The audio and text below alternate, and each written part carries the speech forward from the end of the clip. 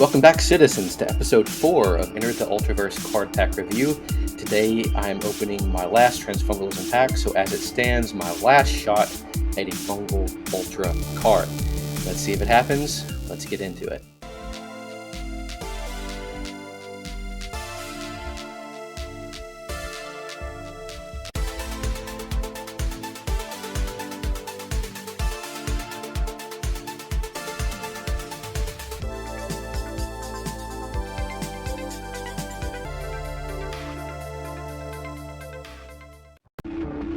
Alright, and we're back now that the pack has come back in. Let's get to the reveal. Again, my last shot at an Ultra from the Fungal faction. Let's see how lucky or unlucky we get. So let's start over on the left. Grand. Alright, a good start. A Chromatic Gen from the Custodian class. Next. Grand. Alright, a second Mycelial Mace. I'll take it. Rare. Okay, so 2 fungals, got 1 fungal left. Grand. Alright, well, we've got plenty of grands. Unfortunately, no ultra for the fungal class. Let's see, I've got 2 more custodians and 1 neutral class card. Let's see what's next. Grand. Another grand gen. Oh my gosh. Rare. Okay, there's a new, I don't think I've seen that. It's a new neutral card for us. Ultra. Whoa! Oh my gosh! Yes! Finally! Got an ultra. Oh my goodness, the Grand Maestro from the Custodians. Thank you. Now, it wasn't a fungal, so I lose my opportunity at a fungal ultra, or Allegan, I believe is the fungal ultra. But I am thrilled to finally get my first ultra card, the Grand Maestro. Oh, I'm so happy. All right, now with that reveal, let's get into the cards. All right, now we've got the cards loaded in. Let's take a look. We'll start from left to right just like we opened them, starting with the Chromatic Gen. This is a Custodian card, Grand Amalgam. So I believe the Amalgam gets the same tag as every type in the game. That's typically how it works in most games. So an Amalgam type is going to count for whether it's a beast, an AI, whatever other types there are, it's going to count in all of them. So any sort of buff that is type specific is going to apply to the Chromatic Gen. So this is a 10 cost, 10 spirit, so it's very expensive, but it is a 5/5 body, so I'm expecting this to have quite the effect, and it says cost 1 less for every verse or chorus played this game. Okay, so this is going to be heavily discounted towards the end of the game for the Custodian class. They're going to be playing verses and choruses throughout the game as part of one of their major faction identities in terms of their dex build and dex execution. So obviously not going to be something that's going to be tempoed out early in the game, but let's say you've got 2 of these in your hand, turn 7 or 8, and you've done 6 or 7 choruses throughout the game. You can play multiple 5/5 bodies on the board for cheap, or eventually during the game. Again, not sure exactly how common different verses and choruses will be during the game, but could even be free at some point. So later in the game will be high tempo type plays to also get buffed by whatever type of buff cards will apply for any type that is available. All right, Mycelial Mace, we talked about this one before in the past, but we'll mention it again here. Grand Weapon from the Fungal class. Again, weapons will be selected during the deck building process, and they will start on your board or start already equipped.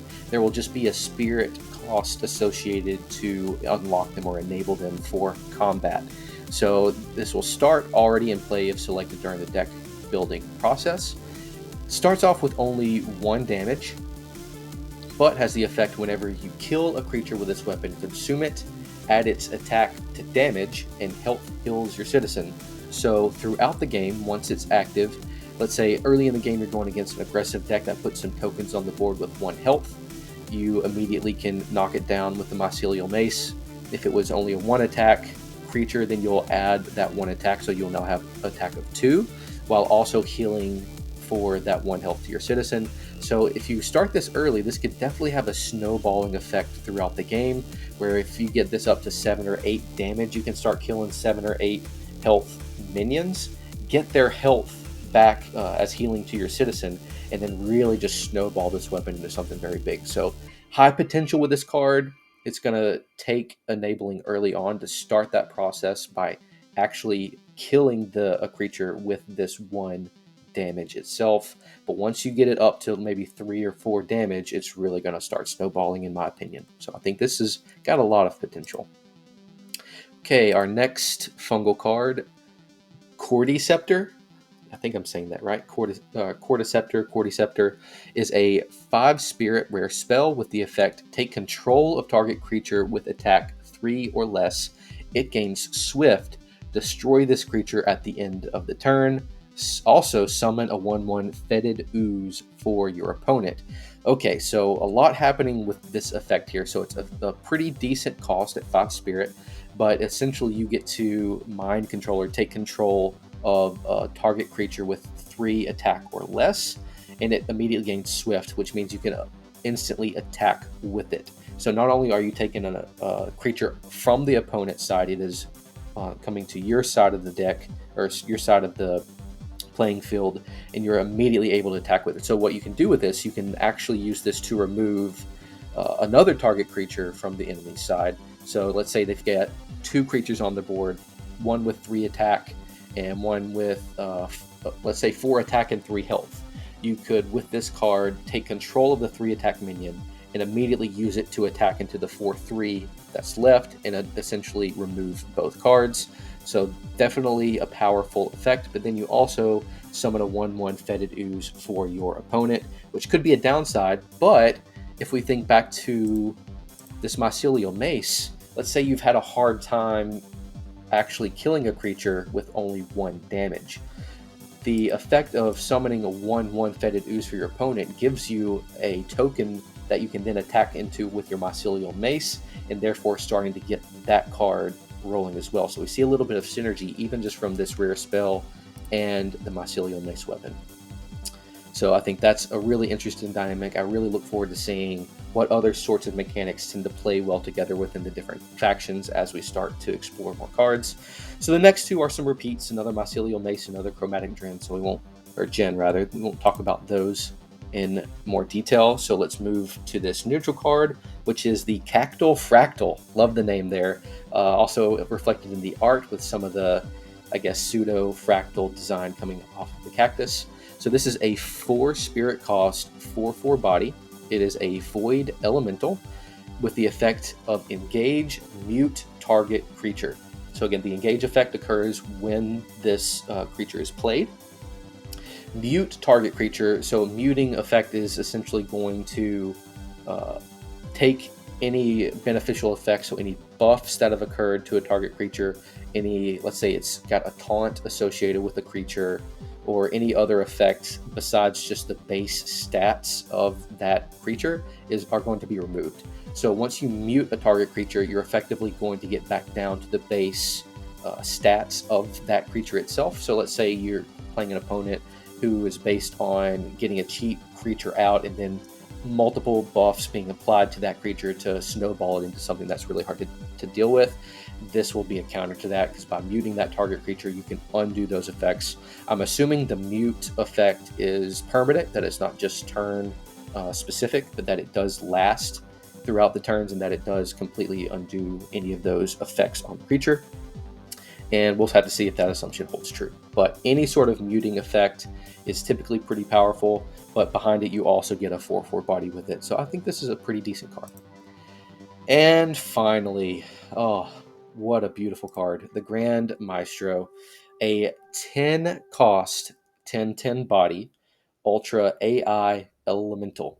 So on the site here in the Nexus, all it says with the effect is that your AIs gain XX amount. So not too much detail on it. However, this is where this copy of the Enter the Ultraverse cards spreadsheet that was put out on the Discord can come into play. So let's highlight this really fast. So for rarity, let's go clear this out, only select our ultras.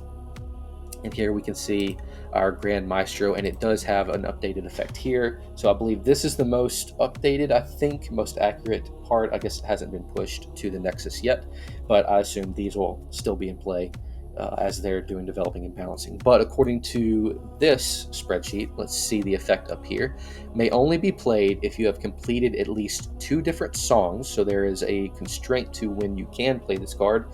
But if you meet that constraint, on play, engage, summon all 3 instruments of harmony. They have +2/+2. Okay, so there's a lot there. I am unfamiliar with what the 3 instruments of harmony are. That is something that we'll have to look at later at a different date.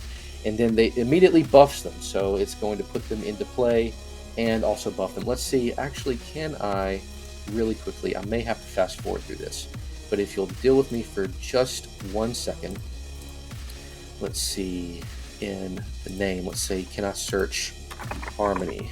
Nope. Well, I guess that's not going to work now. We'll have to figure that out another time. But this being, since the constraint is that you have to have completed 2 songs, I assume this effect that it's going to have is going to be very much a game-winning type of a play or game-winning type of effect. It's also 10 spirit, so it is very much late-game oriented. And with that, it seems like if you can get to the effect being played, so you can also look this up on the codex, and it has the same effect of your AIs gain XX. So we assume that whenever you do get to play this, that it will be very powerful. It will be something that is game defining, and I am so happy to finally have an Ultra. All right, well, I think that does it. We've had several repeats, so don't have too much more to talk about in terms of mechanics. Really interesting interaction between Cordyceptor and Mycelial Mace, and I'm just so thrilled to finally get that Ultra out of the way. All right, what do you guys think? What has your best pack been? This has by far been my best pack, with 4 Grands, a couple of weapons in there, and an Ultra. If you've got some crazy pack that you've opened yourself, let me know down in the comments. Otherwise, thank you, citizens, for tuning in, and I will see you in the next episode.